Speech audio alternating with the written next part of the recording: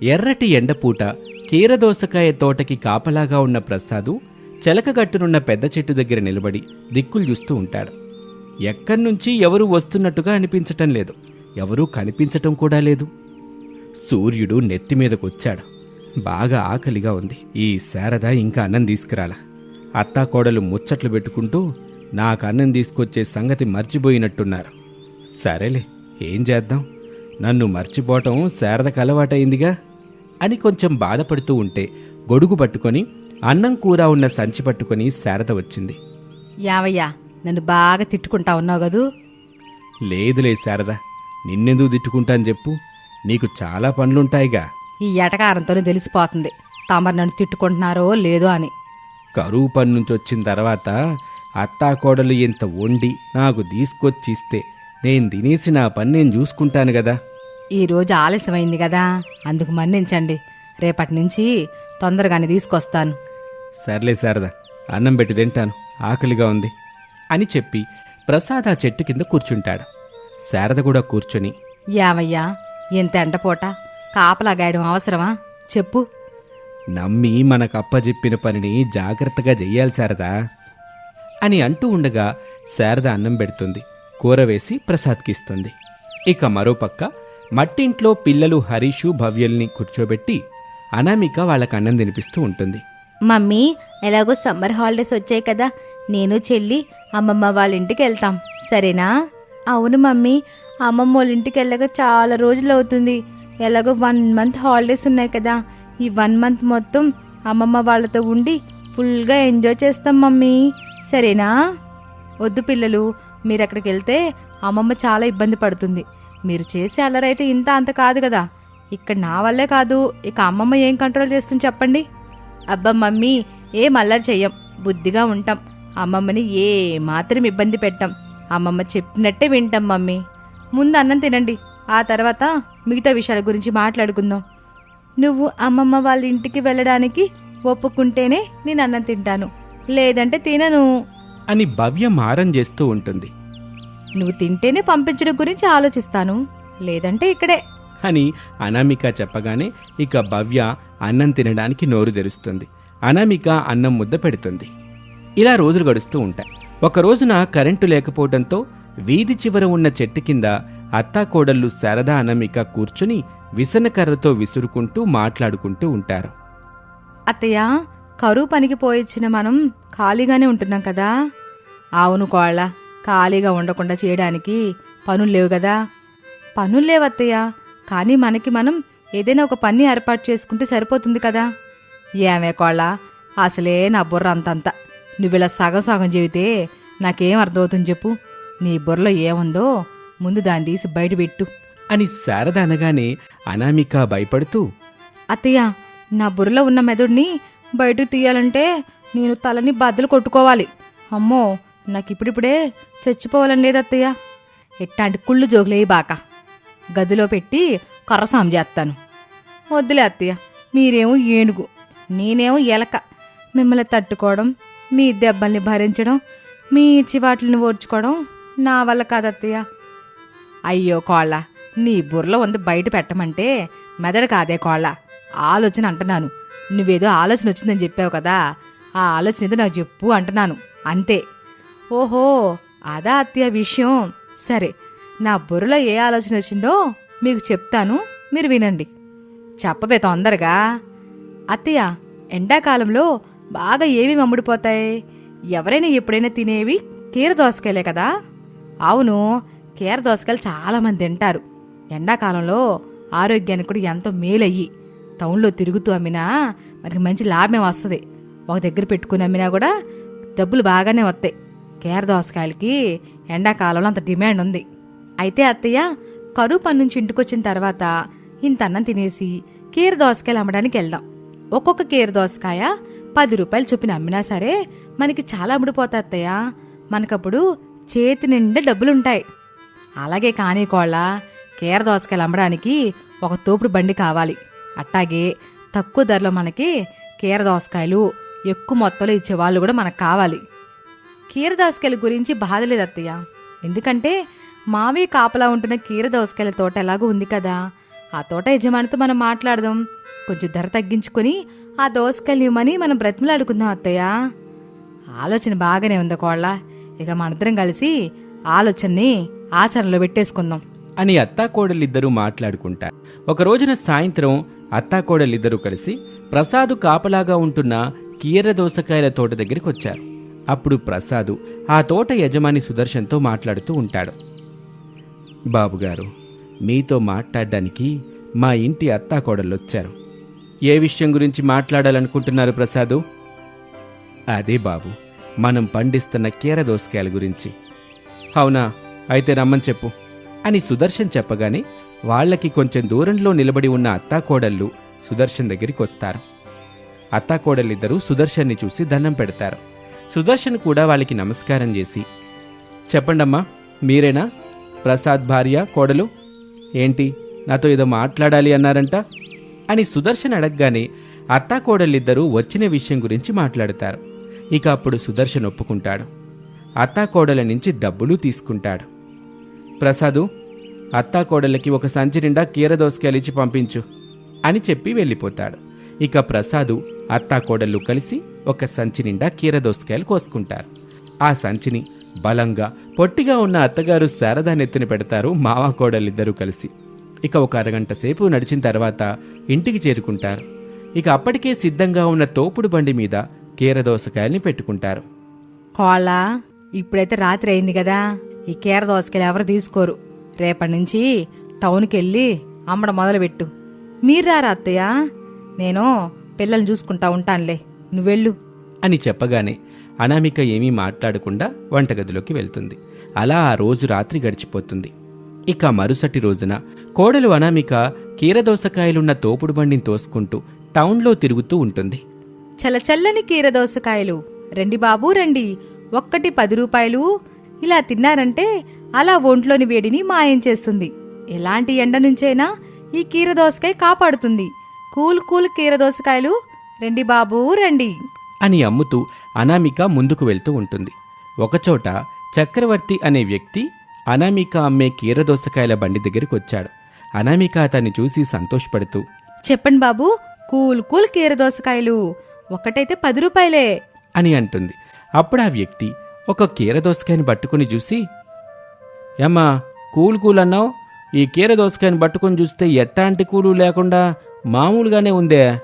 అయ్యో బాబుగారు, cool cool అంటే మేము అమ్ముతున్న కీర దోసకాయ కూల్గా ఉండడం కాదు బాబూ, ఇది తింటే మీ శరీరం కూల్గా ఉంటుందని, ప్రాణం మంచిగా ఉంటుందని అర్థం అన్నమాట. ఓరి నాయనో, మీరు కూల్ కూల్ అని చెప్పే దాంట్లో ఎంత పెద్ద పెద్ద అర్థాలున్నాయా? సరేలే తల్లి, నాకో 2 ఇవ్వు, ఇంటికి తీసుకెళ్ళాలి అని చెప్పగానే అనామిక సంతోషపడుతూ ఒక 2 కీరదోసకాయల్ని కట్ చేసి కవర్లో పెట్టి ఇస్తుంది. అతను ఇచ్చే డబ్బులు తీసుకుని ముందుకు వెళ్తుంది. అలా ఆ రోజు చీకటి పడే వరకు ఇంటింటికి తిరుగుతూ తాను తీసుకెళ్లిన కీరదోసకాయల మూట మొత్తం అమ్మేస్తుంది. అలా అమ్మగా వచ్చిన డబ్బుల్ని తీసుకొచ్చి అత్తగారు శారదకిస్తుంది. ఆ డబ్బుల్ని చూసి ఎంతో మురిసిపోతుంది అత్తగారు. వారెవ్వా కోళ్ళ, ఎండాకాలంలో కీర దోసకాయలు అమ్మాలనే ఆలోచన మనకు మంచి సంపాదన తీసుకొచ్చి పెడుతుందిగా. ఇటా గనక డబ్బులు వస్తే మన బతుకులే మారిపోతాయి. అవునత్తయ్య, నేను కూడా అదే అనుకుంటున్నాను. కాకపోతే తిరుగుతూ అమ్మడం వల్ల కాళ్ళు బాగా నొప్పులు వస్తున్నాయి అత్తయ్య. అట్ట పడుకోకోళ్ళ, నేను కాళ్ళు పడతాను. కావాలంటే జెండు మాం కూడా కాళ్ళకి రాసి పెడతానులే. ఇంకా కావాలంటే వేడివేడి నీళ్ళ కాపడం పెడతాను, నువ్వు పడుకో ముందు అని శారద చెప్పగానే అనామిక ఆశ్చర్యంగా చూస్తూ, వామ్మో అత్తయ్య, ఇదంతా నా మీద ప్రేమేనా అని అడుగుతుంది. నీ మీద ప్రేమ కాదు కోళ్ళ, డబ్బు సంపాదించి పెడుతున్నా కీర దోసకాయల మీద ప్రేమతో మాట్లాడుతున్నాను అని చెప్పగానే కోడలు అనామిక బుంగమూతి పెడుతుంది. అది చూసి అత్తగారు శారద నవ్వుకుంటుంది. ఎందుకులే కోళ్ళ, మా అత్తలు ఏం చెప్పినా మీ కోడల నమ్మర్లే గాని. ఎందుకంటే అత్తయ్య ఎప్పుడు కట్టప్పలా మారుతారో తెలియదు కదా, అందుకని అని ఆ అత్తాకోడలిద్దరూ కాసేపు కష్టసుఖాలు మాట్లాడుకొని సంతోషంగా వెళ్ళి పడుకుంటారు. ఇక ఆ మరుసటి రోజు నుంచి అనామిక ఒక ఐస్ గడ్డ మీద కట్ చేసిన కీరదోసకాయ ముక్కలు పెట్టి కూడా అమ్మటం మొదలు పెడుతుంది. ఒకే బండి మీద కీరదోసకాయల్ని రకరకాలుగా అమ్ముతూ ఉంటుంది. అంతేకాదు, ఎండాకాలంలో కీరదోసకాయలు అమ్ముతూ మంచి సంపాదనతో కుటుంబాన్ని ప్రేమగా చూసుకుంటూ ఉంటుంది. ఈ విధంగా ఖాళీగా ఉన్న సమయాన్ని అలాగే సీజన్ని బట్టి ఎండాకాలంలో కీరదోసకాయలు అమ్మాలి అనే ఆలోచనని చేస్తుంది అనామిక.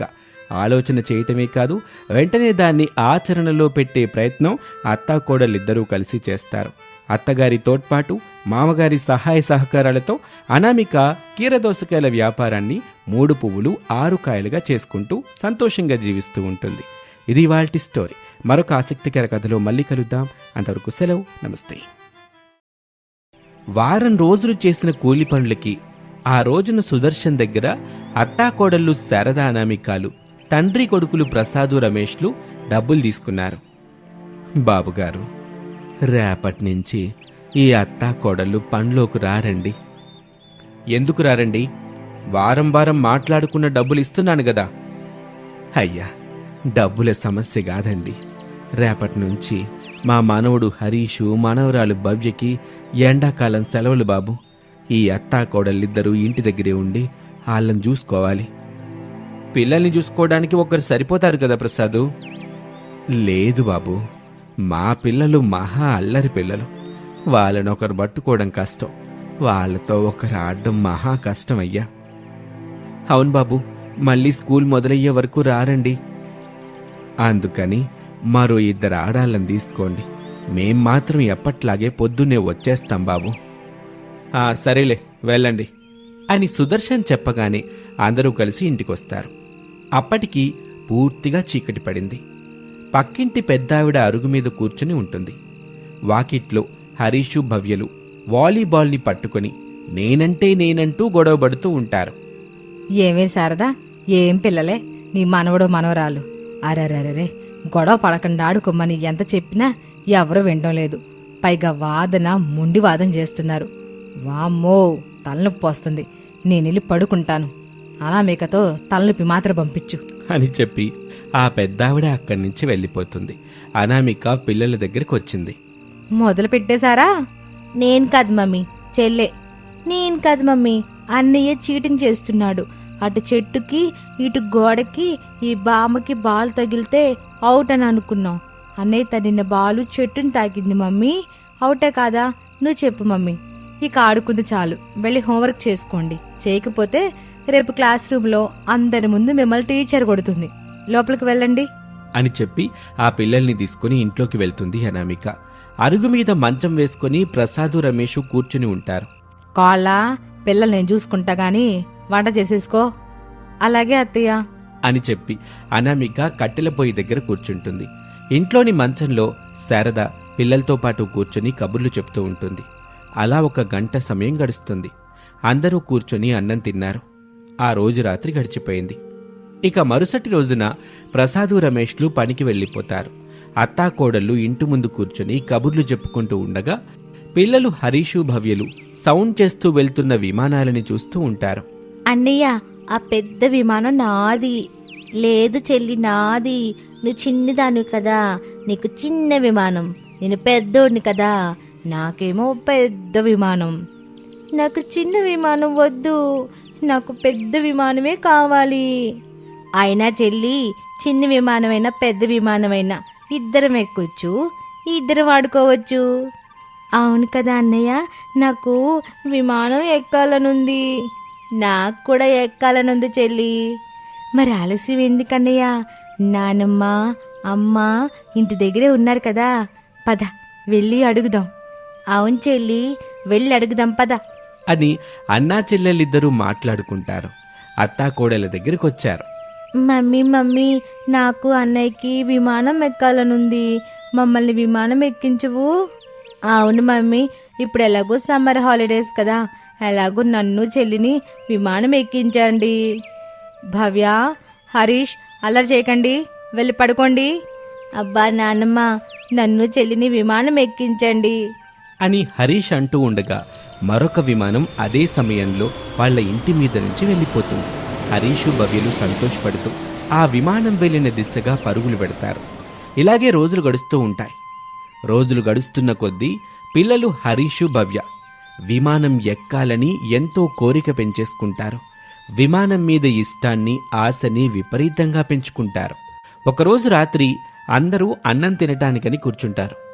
కాని హరీషు భవ్యలు మాత్రం తినటానికి రాకుండా అలిగి మంచంలో కూర్చుంటారు. పిల్లలు ఇలా తినకుండా విమానం ఎక్కాలని మారం చేస్తే ఎలా చెప్పండి? మమ్మీ, మమ్మల్ని విమానం ఎక్కిస్తేనే మేము అన్నం తింటాం, హ్యాపీగా ఉంటాం. లేదంటే ఇలాగే ఎన్ని రోజులైనా అన్నం తినకుండా ఉంటాం అని చెప్పగానే అనామికకి కోపం వచ్చింది. దాంతో పిల్లల్ని కొడుతుంది. పిల్లలేడుస్తూ ఉంటారు. అంతే, తినకుండా ఇంట్లో అందరూ పిల్లల దగ్గరికి వచ్చేస్తారు. కోళ్ళ పిల్లలు మారం చేతి బుజ్జగించాలి గాని కొట్టకూడదు, బెదిరించకూడదు, వాళ్ళు ఇంకా భయపడిపోరు అని శారద చెప్పి వాళ్ళ దగ్గరే కూర్చుంటుంది. రమేషు, ప్రసాదు, శారద వారి వారి పద్ధతుల్లో బుజ్జగించే ప్రయత్నం చేస్తారు. కాని ఎవరి వల్ల కాలేదు. పిల్లలు మారం చేస్తూనే ఉన్నారు. చివరికి అనామిక ఇలా అంటుంది. అత్తయ్య, మీరందరూ వెళ్ళి తినండి, నేను పిల్లలతో మాట్లాడి వాళ్ళని తీసుకొస్తాను అని చెప్పగానే అందరూ అక్కడి నుంచి వెళ్ళిపోతారు. పిల్లలతో అనామిక ఇలా అంటుంది. బాబు హరీష్, బేబీ భవ్య చిన్న పిల్లల్ని విమానం ఎక్కనివ్వరు. కాకపోతే మీరు ఆడుకోవడానికని నేను మీకు ఒక విమానం తయారు చేసి ఇస్తాను, సరేనా? మేము అందులో ఎక్కి కూర్చుంటాం మమ్మీ. మేము విమానంలో వెళ్తున్నట్టు మాకు అనిపించాలి. సరే పిల్లలు, అలాగే విమానం చేస్తాను.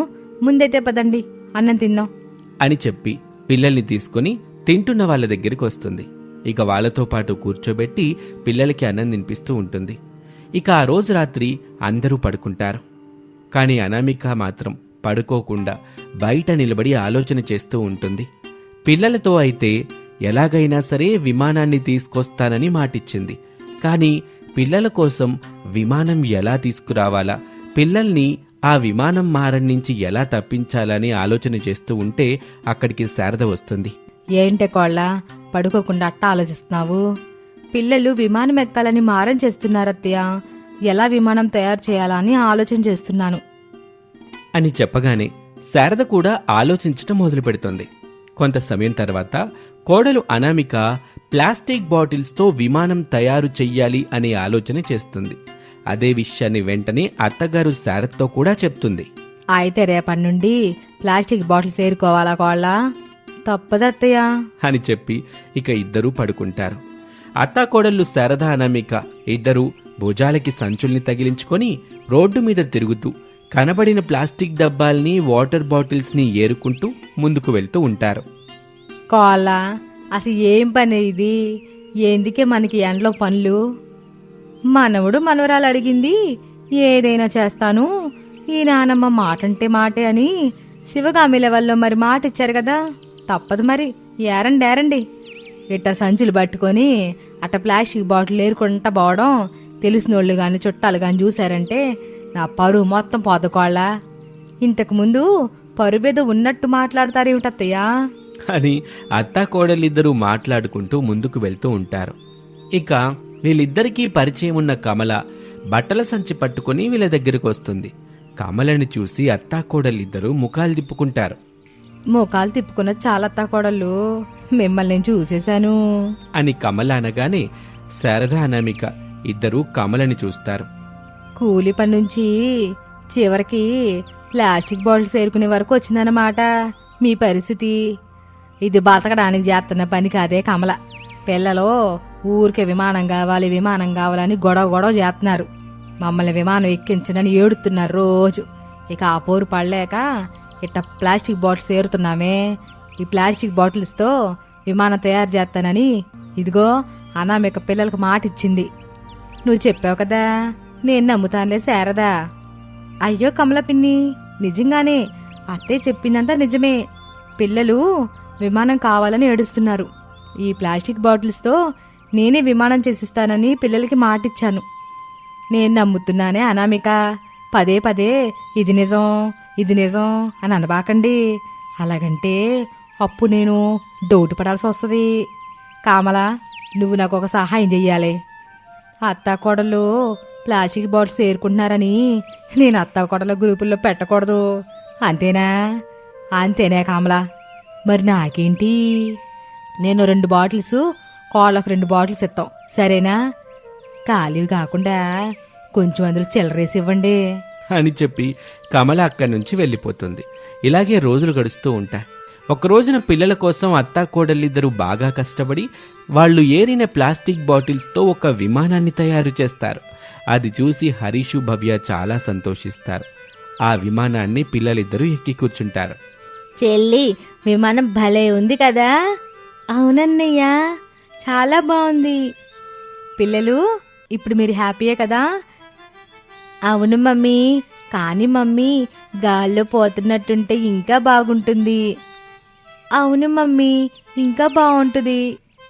మీరు ఇలా అడుగుతారని నాకు ముందే తెలుసు, అందుకే కొన్ని ఏర్పాట్లు కూడా చేశాను. అని చెప్పి అత్తా కోడళ్ళు ప్లాస్టిక్ బాటిల్తో తయారు చేసిన విమానాన్ని తీసుకొచ్చి ఒక 2 చెట్ల మధ్యలో కట్టేస్తారు. పిల్లలిద్దరూ అందులో కూర్చుంటారు. ఇక అత్తా కోడలిద్దరూ కలిసి ఆ విమానాన్ని ఒక ఉయ్యాలూపినట్టు ఊపుతూ ఉంటారు. ఇక పిల్లలిద్దరికీ ఎంచక్క విమానంలో నిజంగానే ఎగురుతున్న అనుభూతి కలుగుతుంది. దాంతో పిల్లలు ఆనందంతో సంతోషపడుతూ ఉంటారు.